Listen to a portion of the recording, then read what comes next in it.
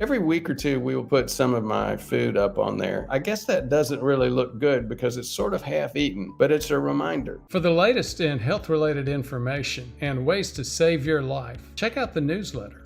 I have smoked salmon usually about 6, maybe 10 times a week. I'll have it for breakfast about half the time. Quite often I'll have it on a salad, especially on a Caesar salad. Now, people will say, oh, wait a minute, you got to make sure you get wild caught salmon because salmon farms are nasty and salmon has mercury. I get all that. And I do get wild caught salmon when I can. This was not. And here's the thing, the Willie Loman rule? Willie Loman was a nationally known bank robber. They finally caught him. A reporter asked him, why do you rob banks? And he said, because that's where the money is. Why did I go down that bunny trail? Because of the way people get so wired up about salmon and the quality of fish. Fish quality is a real thing, but if you get too concerned about getting the exact right fish and you end up eating other foods instead, like oatmeal or muffins because you can't find wild-caught salmon, you're throwing the baby out with the bathwater. The diseases that we see, the diseases that are killing people are not mercury poisoning from bad fish. They're not infections from